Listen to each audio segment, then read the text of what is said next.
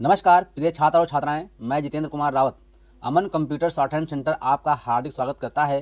जो छात्र और छात्राएं सिंह प्रणाली शॉर्ट हैंड पूरी किताब पढ़ चुके हैं और उस किताब के मैटर की भी शॉर्ट हैंड डिक्टेशन स्पीड बना चुके हैं और उन्हें अधिक शॉर्ट हैंड डिक्टेशन स्पीड बनानी है तो संपर्क करें, क्योंकि हमने रामधारी गुप्ता की किताब में से 203 पेज डिक्टेशन के लिए हैं, जो प्रत्येक पेज में 400 शब्द हैं, जिनका डिक्टेशन 60, 80, 100 व 120 शब्द प्रति मिनट की स्पीड से 400 व 800 शब्दों पर दिया गया है।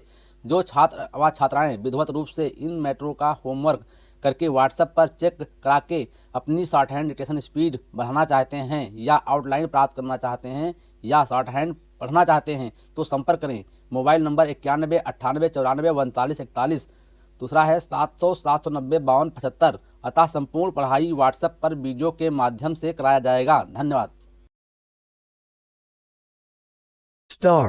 उपाध्यक्ष महोदय, मैं समझता हूं कि अब तक इस वैदेशिक नीति पर न केवल इस ओर के सदस्यों ने ही बल्कि दूसरी ओर के सदस्यों ने भी प्रधानमंत्री जी को धन्यवाद दिया है। इसलिए मैं अपनी तरफ से धन्यवाद देकर उनका बोझ बढ़ाना नहीं चाहता। इसमें कोई संदेह नहीं कि इस सदन के सभी सदस्य, चाहे वे किसी भी पार्टी से संबंध रखते हों, इस बात से पूरे सहमत हैं कि हमारी विदेश नीति ने संसार में हमारा सिर ऊंचा उठाया दिया है। हमने पंचशील के सिद्धांत को संसार के सामने रखा है। यदि हम उसके आधारभूत सिद्धांत पर दृष्टिपात करें तो हमको पता चलता है कि हमने संसार में एक जो सबसे बड़ा काम किया है वो यह है कि हमने तनाव को कम करने का प्रयत्न किया है। जिस समय हमने नई स्वतंत्रता प्राप्त की तो हमारे सामने बहुत से प्रश्न थे। उनके साथ ही हमारे दो बड़े गुट थे जो कि एटम बम और दूसरे बम लिए हुए हमको चुनौती दे रहे थे कि अगर हमने उनमें से किसी एक गुट में सम्मिलित नहीं हुए तो हमको बड़ी कठिनाई होगी। उस समय भी हमारे प्रधानमंत्री ने हमारे देश की वैदेशिक नीति जो इसी स्तर पर रखा, जिसके कारण आज हम संसार में अपना सिर ऊंचा उठा सकते हैं। हमने जो संसार के सामने पंचशील के सिद्धांत को रखा, उसका सबसे बड़ा फल यह हुआ कि एक सम्मेलन हुआ जिसकी ओर मैं आपका ध्यान दिलाना चाहता हूँ।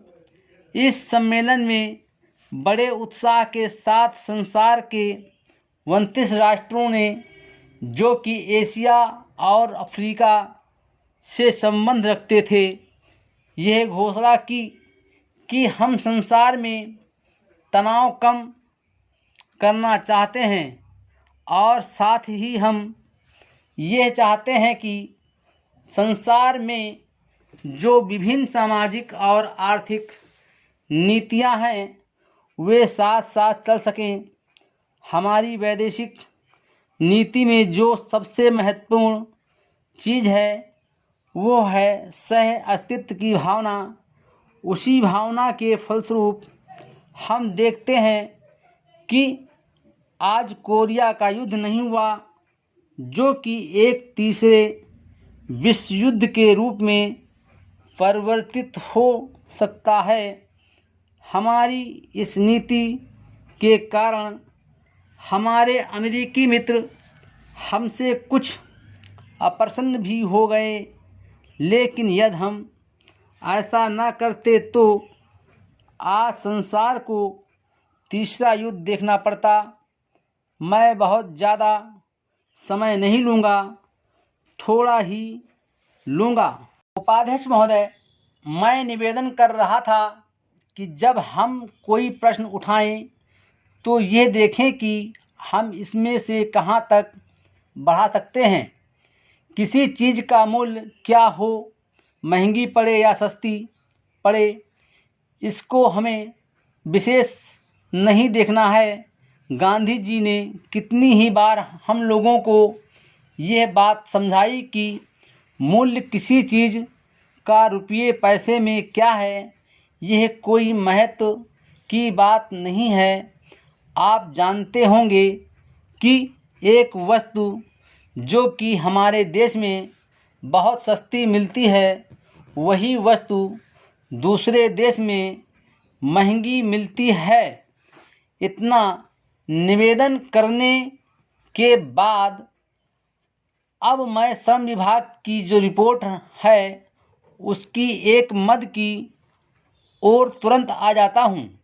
जैसा कि पहले मैंने कहा, मैं समझता हूँ कि हमारे इस श्रम विभाग का महत्व दिन पर दिन बढ़ेगा।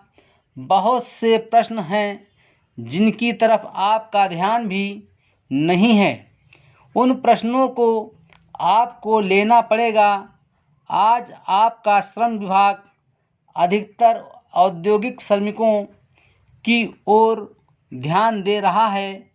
अभी हमारे माननीय सदस्य ने जो खेतिहर मजदूरों की दशा सुधारने की ओर भी आपका ध्यान दिलाया था और बतलाया था कि आज उनकी कैसी खराब हालत हो रही है। मैं उनसे पूरी तरह सहमत हूँ। हमारी सरकार का ध्यान देहाती श्रमिकों की ओर नहीं गया है, उनकी बड़ी बुरी हालत है। आपने उनकी दशा सुधारने के लिए क्या किया है? मैं पूछना चाहता हूँ कि जो लाखों और करोड़ों आदमी देहातों में बेकार बैठे हुए हैं, उनको मजदूरी और काम दिलाने के लिए आप क्या कर रहे हैं? करीब 7 लाख आदमी नौकरियों के लिए प्रार्थी है। जैसा कि रिपोर्ट में लिखा है, इनके अतिरिक्त कितने ही लाखों और करोड़ों आदमी देहातों में बेकार बैठे हुए हैं और कितने ही आधी बेकारी की हालत में हैं, और श्रम विभाग उन बेकारों और आधी बेकारों वालों की संख्या पता लगाने में असमर्थ है। उनकी संख्या हमको कहीं नहीं मिलती है। मेरा निवेदन ये है कि हमारे देश में बेकारी बहुत अधिक है। जितना अधिक हम बेकारी को दूर कर सकें, उतना ही अधिक हम अपने देश और समाज को सुखी बनाएंगे। इस कार्य में आपका और आपके विभाग का दायित्व बहुत अधिक है। जो भी नया काम आरंभ होता है, उसका दायित्व श्रम विभाग पर रहता है।